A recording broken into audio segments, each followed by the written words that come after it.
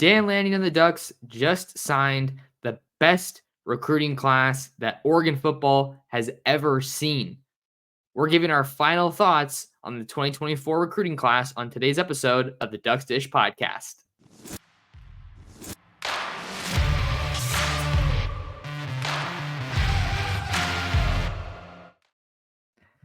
And we're back like we never left. Oregon fans, what's going on? How we living? Thank you so much for tuning in to another episode of the Ducks Dish podcast. Just in case you're new here, I'm your host, Max Torres, publisher and lead editor of Ducks Digest, covering the Oregon Ducks over on Fan Nation, part of the Sports Illustrated Network. It is Wednesday, January 10th, 2024. And we got another recruiting-focused episode for you guys. The college football season may be over. Michigan defeated Washington in the national championship on Monday night to cap a perfect season. But as you guys know, if you follow college football recruiting, or if you've been following me for a while, recruiting never stops. So there will be no offseason because the news keeps coming, the recruits keep coming, and we're going to be taking our focus from the 2024 class to the 2025 class, the rising seniors, current juniors that are going to be the next focus for Dan Lanning and the Ducks and many coaching staffs across the country. But before we do that, feels like a great time to give our final thoughts, my final thoughts on Oregon football's 2024 recruiting class. So, as you guys know, the early signing period has come and gone. That was December 19th through the 21st, or maybe it was the dates aren't even that relevant, but it was last month, right before the Christmas holiday, and there was a 3-day period, and Oregon was able to sign every one of their verbal commitments in the 2024 class. 26 total recruits put pen to paper, and there were some fireworks at the very end of it. So it was an exciting time during the early signing period. The Ducks were able to pull off some flips, which we'll talk about on today's episode. But I recently got back from San Antonio, Texas, where I spent almost an entire week at the Adidas All-American Bowl, getting to go to Trinity University and the Alamo Dome to cover practice, and then the Adidas All-American Bowl, of course, this past Saturday. I'll be honest, I focused on the West team because that is where I am based and where all of the Oregon recruits were actually on the West team. All 6 of their signees, as well as one big target that we're going to talk about. So going to get into a little bit of my thoughts from San Antonio and some of the signees that were out there. One outlier, or I guess I could say remaining target for Oregon in the 2024 class from the high school ranks. And then we'll see what else comes our way. But if that sounds good for you guys, let's kick back, relax, and talk some Oregon football recruiting. Maybe you're at the gym. Maybe you're heading into work and you're just looking for something to listen to. Either way, I'm just happy to have you guys along to talk some Duck football recruiting with yours truly. So one last note before we get into it. I don't know how other people view it, but I've always viewed the current high school year, so 2024, the current seniors in high school that are going to be starting their college careers, if they haven't already started, but this upcoming school year, right? A lot of these guys are enrolling early. I've always viewed the 2024 class, the prep guys and the transfer portal guys, as the same class. So anyone that Oregon gets from the portal now is going to be a part of the 2024 class, in my opinion. And that's how a lot of these class pages are actually laid out. But let's just get into some numbers here. 26 signed letters of intent for Dan Lanning and the Ducks. According to the 247 Sports rankings, the Ducks have the number 5 overall class in the country, the number 6 class on the composite rank, and the number 23 class in the transfer portal. So lots of different rankings, but this is going to go down as the best class that Oregon has ever seen. I believe the highest finish for them prior to that was in the 2019 recruiting class, where I swear this number is different than the last time I looked at it, but they're at number 8 overall and number 7 on the composite. But that was the class that featured Kayvon Thibodeau, as well as Mikel Wright, Jonah Tawanuu, Micah Pittman, Mace Funa, guys like that. So that was the previous standard for Oregon football recruiting. And now we're looking at a new standard here in 2024. So let's get into the 2024 class. I think where I want to start it is the top remaining guy that is still on Oregon's board here in the 2024 class, and that is Burley, Idaho wide receiver Gatlin Bear. Got to see Bear out in San Antonio for the first time in terms of just getting to actually evaluate him and see him with my own two eyes. And really, I think as we roll some senior highlights here, if you're watching on YouTube at Oregon Football Max Torres, one of the things that really impressed me about Bear, I think, first of all, physically, he's a pretty big wide receiver, 6'2", 190 or so pounds, maybe 195 pounds. But the biggest thing with him I took away throughout the week was he is not just a speed guy. He is so much more than just a speed guy. He had really, really strong route running against some of the best defensive backs that the country has to offer and showcased some pretty good hands as well.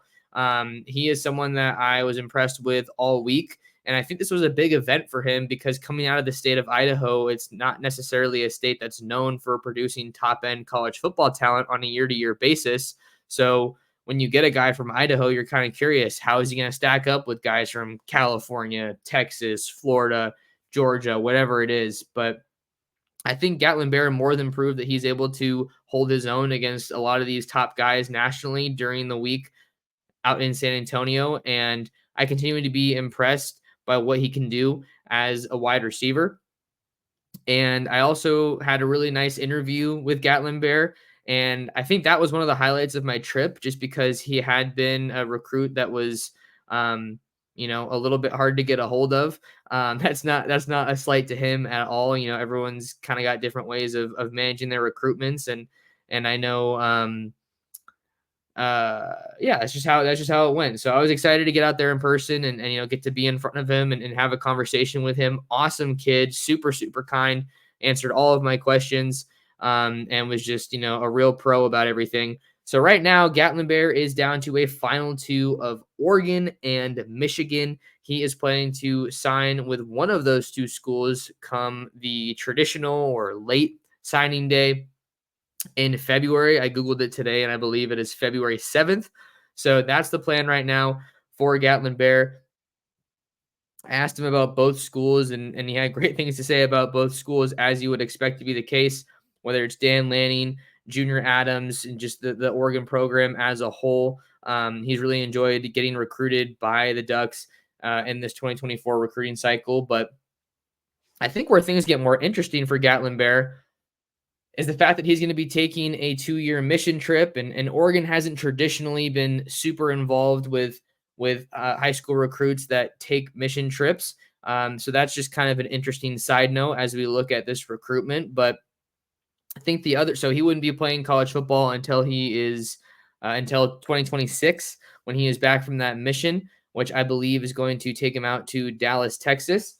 That was according to his coach, Cameron Anderson, when I spoke to him a little over a month ago, but he was also out at the Adidas All-American Bowl, and I got to meet him. So that was fun. But taking that 2-year mission trip, and we have to talk about the elephant in the room as far as Michigan goes, right? 15-0 2023 season, national champions, winning over Washington. But the big elephant in the room is what's going to happen with Jim Harbaugh. Is he going to stay in Ann Arbor and coach for his alma mater in the Wolverines? Or is he going to take an NFL job? I know that the Chargers have been I almost said a team that has a head coaching vacancy and maybe one that could get linked to Harbaugh, or maybe even the New England Patriots. Bill Belichick's still over there, but there's been a lot of rumblings throughout the season, the struggles that they've had, if they maybe want to move on from him.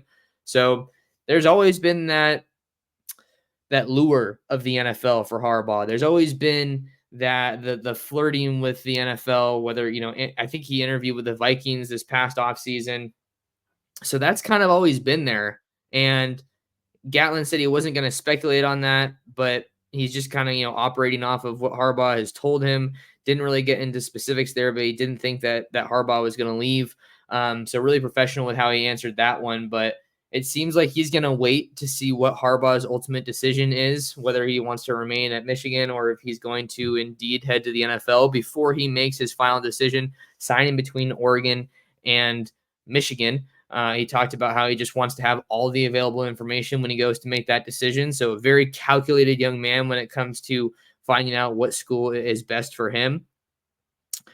So let's just talk about what a commitment from Gatlin Bear would mean for Oregon. This is already a really, really good wide receiver class.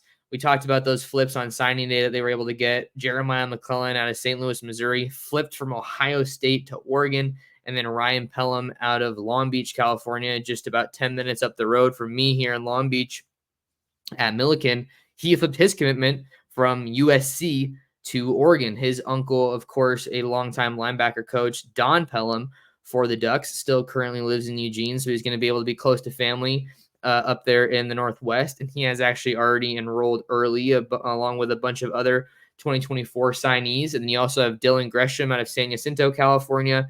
And then you have Jack Ressler out of Santa Ana, California. So they already have some really good pieces there at the wide receiver spot. They've also been looking at a couple of guys in the transfer portal. We know Evan Stewart was on campus, the Texas A&M wide receiver, former 5-star recruit. He was on campus this past weekend. And then it looks like there's been some rumblings that Liberty transfer wide receiver CJ Daniels could also be making his way out to Eugene for a possible visit. So Gatlin Bear would be an absolute cherry on top. Might be an understatement to call him a cherry on top in a loaded wide receiver haul for the Ducks. You could even look at it as a very strong start to the 2026 recruiting class, right? That was kind of what I was talking about in terms of just how this isn't a dynamic that Oregon recruiting has typically really dealt with when it comes to recruiting players that are going to go on mission trips. So Gatlin Bear is going to continue to be that big name that you have to watch if you're a fan of Oregon football recruiting. I'm going to try to do my best to keep you guys updated there on what's going on with that recruitment, but a little bit less than a month away from a final decision, it looks like, for 2024 Burley, Idaho wide receiver Gatlin Bear.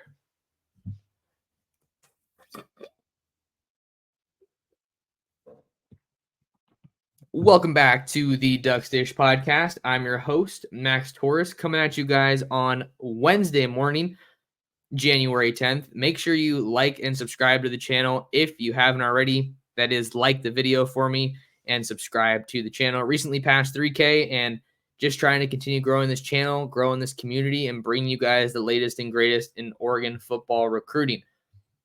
So giving some final thoughts on the 2024 class for Oregon, there are two guys that I want to talk about real quick off the top here that I was able to see in San Antonio, and that is Braden Platt and Kamar Matudi. There's not a ton I have to say about those guys just because I have seen them myself in person multiple times before. I want to try to focus on some of the other guys that I haven't gotten to see in person before. But Braden Platt continues to look like a dude. He really does. The linebacker out of Yelm, Washington, 6'1", 220, 222 pounds. He just moves really, really well. I love his coverage ability. I love his explosiveness, his lateral quickness. I think he is probably the linebacker that I'm the most confident could see early playing time from this Oregon 2024 recruiting class. Pretty soft-spoken guy, but he is definitely someone that I think wants to step into that leadership role at Oregon and just kind of lead by example. So he is everything you're looking for in an inside or middle linebacker at the college level, and I continue to be super excited about what he presents when it comes to his potential. And that's a guy that you have to keep an eye out for. Kamar Matudi was another one that I wanted to hit on here on the podcast. I actually had a really, really good interview with him, the 2024 linebacker signee out of Southern California, my neck of the woods, Los Alamitos High School. He was out there at the Adidas All-American Bowl, and it was kind of cool to think back on his story. I love the story aspect of recruiting.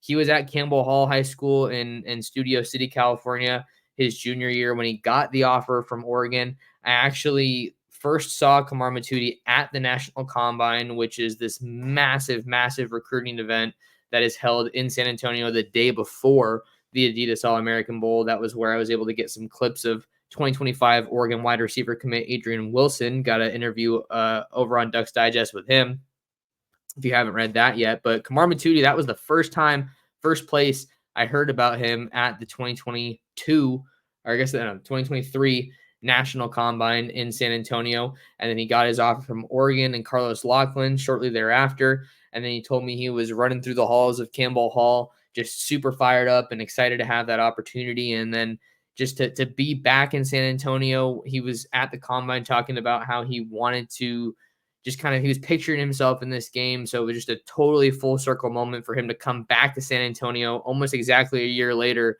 to be playing in the game as an Adidas All-American. And he is a guy who continues to look the part, certainly from a physical standpoint. I think he also has that frame that you're looking for, 6'2", 6'3", right around 230 pounds. So Oregon and the rest of the defensive staff, they're getting these guys to college pretty much with college-ready frames. At least all three of these guys at the linebacker core. I think Dylan Williams is a little bit lighter of the linebackers that we've seen, 6'2" or so, 210 pounds at a Long Beach Poly. But he is another guy. I'm excited about all of those linebackers, but just a cool little tidbit, just a cool little story about Kamar Matudi out there and in San Antonio. And then another guy that I was excited to see for the first time and get to meet and talk to was Durant, Oklahoma defensive lineman, Davon Sims. You see this guy, and he is just huge, and just that's probably the bet, well-built frame. He's listed at 6'3", 6'4", right around 290 pounds, and he's actually pretty young for his year. So that's a guy who is really a raw prospect, but I remember there were a couple times throughout the week when I was just watching him in some one-on-one reps or in some drills against opposing offensive linemen where he just struck his guy and just knocked him back like it was almost effortless. So that guy is going to have a lot of raw power. I remember I was talking to him about the plan for him at the next level, and he was saying that Tony Tuioti told him that there's power defensive linemen and then there's finesse defensive linemen, and Davon Sims is a whole lot of power, prides himself on getting to the quarterback. I think he's going to be able to move around along that defensive line, maybe start more in the interior, but have some ability to kind of go outside. He also mentioned that Brandon Dorlus is kind of the role that they're looking to have him play in that defense once he gets to Oregon. He's actually already in Eugene now. Again, another one of those early enrollees that went straight from the All-American Bowl to Eugene. So he is a really, really exciting prospect. I think that Oregon right now, they have a need along the defensive line, and they're probably going to try to look to fill that through the portal to some degree. But it's recruiting guys like Davon Sims in the 24 class, like Terrence Green, for example, in the 2023 class, just huge dudes that come to college physically ready. And then now it's just about getting things right between the ears and getting the execution at the level you need it to be, getting in the playbook. I don't know if Zadavion's necessarily a guy that I see playing super early, but he is someone that I'm super excited about just for him to get around some college coaching and be playing with guys that are at his level on a more regular basis, right? Iron sharpens iron, good against good, that type of idea, that type of thinking. So he's someone I'm super excited about. And he was actually pretty locked in to go to Oklahoma. After all, he was the number one prospect in the state of Oklahoma, although he was born in Alabama and played his college football in the state of Texas. He split his time 2 years in Texas and then 2 years in Oklahoma. But what we know about Brent Venables and the Sooners is that they don't let the top prospect leave the state without a fight. And that was definitely a fight that the Ducks had to get themselves into. Wasn't even really supposed to get out to Oregon, but long story short, he did. And he was kind of telling me, I remember in the interview, he was saying, I'm paraphrasing here a bit, but he was saying more or less, I don't know how someone could come out to Eugene, visit this place, and not want to come here to play their college football. So it makes you think, Oregon almost sells itself. There's clearly a lot more work that has to be done, but that visit, when you can get those guys out there, it is game changing. He talked about the pedigree of the staff. He talked about the facilities and just how he thought at the end of the day that was going to give him the best path to the NFL. So Davon Sims is another guy that I'm super excited about. How about we stay on the defensive line? Let's talk about one of Oregon's newest commits that I was also very excited to see in person for the first time. Fairfield, California, our Mio defensive lineman Jericho Johnson. Jericho Johnson is one of the nasty big bodies in the trenches that the Ducks have in this class. And he chose the Ducks over competing offers from USC, Utah, and Washington. And he is maybe not super explosive, but I think he told me that he wants to mirror his game after Aaron Donald, who's one of the most dominant defensive players that the sport has seen in recent years. I think that you see some explosiveness there. I mean, of course, you just look at this guy isn't the biggest offensive lineman, so I don't want to freak out too much, but just look at how he just bull rushes this guy and then just shucks him to the side like it's nothing with one arm. I think you get this guy in the weight room with Wilson Love and the rest of that staff, and you just watch him go to work because obviously he has a huge ceiling. I think one thing that's maybe interesting to note, he said he was about 6'2" and some change and maybe right around 350 when he checked in at the All-American Bowl. I was actually talking to one of his coaches after, and I heard he was in the neighborhood of 360 pounds. So this guy's definitely going to have to trim down some of his weight once he gets to Oregon just to make sure that all of that weight is good weight. But that being said, I don't think that makes me any less high on Jericho Johnson's upside and potential once he gets to the college level. I think that you see him as a guy that has really strong hands, long arms. This is what you want in a defensive lineman. Then it's this caliber of a recruit that is going to make Oregon a competitor in the Big Ten for years to come. Dan Lanning knows that you have to win at the point of attack, and Jericho Johnson is a guy that helps you do that. And all throughout the week, and then especially at looking at his tape, I feel like there's just you see him absorb that initial shot from the offensive lineman, and then he just keeps progressing and moving his way into the backfield, squeaks through, finds a way into the backfield, whether it's against the run or against the pass. This is absolutely one of the guys I'm most excited about here in the 2024 class for Oregon. I've said it in the past. There was a point where I thought this was going to be either you get Aiden Breland or you get Jericho Johnson. Now Oregon is in the situation where they signed both. So I think that just speaks to the tremendous job that this staff did recruiting Jericho Johnson. But kid always had a smile on his face, was just awesome to interview. He said he wants to get to Eugene and get involved with the community and give back. So he checks all the boxes, and I'm super excited about Jericho Johnson once he gets to Oregon. Another guy that we got to talk about that was out in San Antonio this past week was Aaron Flowers out of Forney, Texas. He's ranked as one of the top safeties in the country. 247 Sports Composite has him at the number 7 spot for the safety group, number 71 nationally. This is a guy that the Ducks were able to get over Oklahoma and USC and Alabama. Those were some of the other schools that were involved here. And I was excited to see him because there had been so much hype with him, even from a distance throughout the year, making a deep run to the Texas State playoffs. And then I wanted to see how he stacked up with top guys from across the country. We know Texas has some really good players, obviously, but I wanted to see how he did against those guys from Florida and the South, like the deep South. And he was just a standout guy all week long. Tremendous ball skills. I liked the way he moves, his fluid hips, the mobility that he has, just always kind of being around the ball.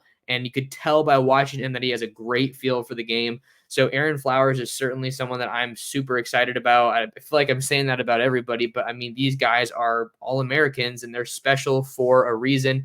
He was actually with Oregon, I believe, for the bowl practice, and then he went out to San Antonio for the Adidas All-American Bowl before getting back out to Oregon. I could be wrong. I don't know, because I thought I saw a tweet of his dad moving him in, so maybe he didn't enroll with the team for practice. But either way, the dude's going to be really good at Oregon, I think, and you can see that there's a clear path to playing time for the Ducks at safety, seeing that they're losing Steve Stevens, they're losing Evan Williams, They are also losing Brian Addison. So they have Tysheem Johnson, and then Kobe Savage comes in from Kansas State. But there's a need at safety, and I think that Aaron Flowers could find himself on the field sooner rather than later. Don't forget, the Ducks also signed Tyler Turner and Cody DeCambra in the 2023 recruiting class. So the other guy that I wanted to talk about before we wrap up today's episode is 2024 Vancouver, Washington, evergreen offensive tackle Fox Crater. He was a little bit of a late addition to the All-American Bowl roster for the West, but of the interviews that I've done, I got a cough here, excuse me. Of the interviews that I did in San Antonio, he was a guy that I really enjoyed talking to because, as I plug in my laptop here, don't want to be dying mid-podcast. He's a guy that I'm excited about because he really feels like he's playing with a chip on his shoulder. His senior season didn't really end the way he wanted to, kind of had to battle through injury. You could tell that he was a little bit lighter than he wanted to be out at the All-American Bowl practices. He said he was at 285 when he's usually around 300, 305. So it's not going to be a problem for him to add that weight. He's originally from Lubbock, Texas, and moved out to Washington when I think one of his parents got a job, I believe it was, that he told me. But like he said, when I was just asking him kind of what he wants people to know about him, what he wants Oregon fans to know about him, he's like, I'm standing on business. I'm here. You're going to be hearing my name type of a deal. So he is someone who's heading to Eugene with a great mentality. He wants that leadership role, and was honestly one of the biggest wins of this recruiting class. I think he was the second guy to commit to this class, and he hopped in the fold in November of 2022. And just ever since he committed, the stock just kept rising and rising and rising. You saw all these major programs from across the country, SEC, ACC, Big 12, they were all hopping in with offers. And Fox Crater did take some of those visits, but he told me that he just kept coming back to Oregon, just kept comparing it to Oregon and asking himself, is this better than Oregon? It's not. All right, Oregon's the place for me. So he never wavered on his commitment. And he is someone that is really fired up to be a Duck. Spoke very highly of both Adrian Clem and Alik Terry. I thought that was notable from his interview, just talking about how he really understood that Adrian Clem had to do what was best for him, doing his thing in the NFL. But he is fired up. Boy, is he fired up to play for Alik Terry along that offensive line. And how could you not be? A Joe Moore Award finalist in the 2023 season, just amazing group. Little to no drop off from 2022 to 2023. I think that's amazing. And while Fox Crater maybe isn't a guy that I think is going to play super early, especially because of the guys they already have there now, I think he could be a very, very quality depth piece for the Ducks while he works his way into that starting rotation down the line. But just to wrap this one up, I mean, I've been covering Oregon football recruiting this is going to be my 6th year now. And for Dan Lanning to get to this point in the 2024 recruiting cycle where he's signing the best class that Oregon has ever seen, it's special. It's really special because you had that quote from Scott Frost of it's hard to recruit to Eugene, or you can't recruit to Eugene, whatever it was, but it's been done before. But Dan Lanning is really showing that you can recruit to Eugene. I feel like he's leveraging all the great things that Oregon has to offer, the brand, the innovation, which is interesting because innovation is one that comes up a little bit more recently because it has a history, but it's not as storied as some of these blue blood programs, right? So for them to hit this point, hit his stride and do something that no other Oregon coach has been able to do in just his second full recruiting cycle at Oregon is pretty insane. So major tip of the cap to Dan Lanning and the rest of this Oregon coaching staff and recruiting staff. I mean, and that's another thing, like Dan Lanning is doing an amazing job, but you got to give some props to the rest of this Oregon staff, whether it's the assistant coaches, player personnel, recruiting staff. Like there's just a huge, huge group that goes into signing these guys, getting them to get offers, getting their film in front of these Oregon coaches, and then going out on the road and flying all over the country to do these in-home visits and make sure nobody flips. Like it was just an absolute grind. I think I could spend an entire episode just talking about that. But for Oregon to get to this point where they are in the top 5 now, this is exactly where you want to be. Not only is this where you want to be as you make your move to the Big Ten, this is where you want to be every year. That's not easy, but this is where you want to be. This is where you have, national champion and playoff teams recruiting in the top 5. Your Alabamas, your Georgias, your Ohio States, they are always at or near that top 5 mark. So it feels like they're getting over a little bit of a hump here, as weird as that is to say, just because they have gotten so many top tier recruits. But 2 5-stars with Aiden Breland and Elijah Rushing, that's huge. They had Jurion Dickey last year, and then you get another 5-star in the transfer portal, a former 5-star in Dante Moore. I think that's huge. You flip Jeremiah McCullen, a receiver of all positions from Ohio State.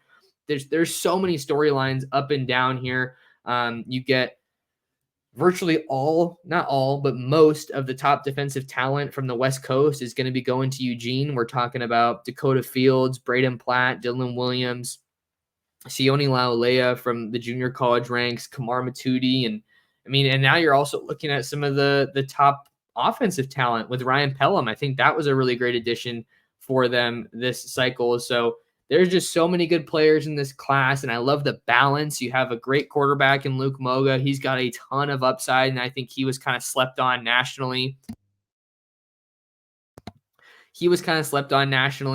But I think he really made some noise for himself as a senior, and he is there as an early enrollee. You want to really get those quarterbacks there early for obvious reasons, but I think you set yourself up for long-term success at the quarterback position, and it doesn't really feel like there's any glaring needs from this class. Like, I know last year in 23, I thought that they could have done better at linebacker, and then, boy, look at the haul they signed this year. And I also think they could have done a little bit better at the offensive line, and I think that they definitely improved with Jaquan McRoy out of Clay Chalkville High School in Pinson, Alabama. He was another guy that really solidified himself out at the Under Armour All-American Bowl in Orlando, going against top pass rushers from across the country. So it's slowly but surely, not that it was bad, but you're continuing to see that improvement year to year, and you're seeing them address the needs in a really, really calculated and exciting way. That's the easiest way that I would put it. So it was really fun getting to cover this 2024 recruiting class, but man, it's like you look at the possibilities in this 2025 class, which is already off to a really good start for Oregon, headlined by Florida wide receiver Dallas Wilson out of the Tampa area. And then you have an Oregon legacy and Achilles Smith Jr. from San Diego, California, Lincoln. And then another really good wide receiver, Adrian Wilson out of Pflugerville, Texas. I was able to see him in person, like I mentioned, and that dude is super, super talented. He's going to be hard to hang on to, but the Ducks are in a good spot now. And then you also have Chavez Sandman Thompson out of the state of Florida along your offensive line. So good foundation. They're ranked number 11 right now in the 2025 recruiting rankings with 4 hard commitments. But man, you can't help but think, if you sign the best class in program history in 24, just what are they going to do in 2025? Because you're always tasked in college football and as a coaching staff, you got to one-up yourself, and you just got to keep improving all the time. So I'm super excited to see what they're able to do in 2025, but history was made on the recruiting trail for Dan Lanning and the Ducks in 2024. Before I get out of here, you guys, do me a favor, lock in with me on Twitter and Instagram at mtorresports. Subscribe to my YouTube channel at Oregon Football Max Torres, and read all of my written content covering the Ducks over on ducksdigest.com. But until next time, appreciate you guys for stopping by. Appreciate you guys for talking some ball with me, and we will see you in the next episode of the Ducks Dish Podcast.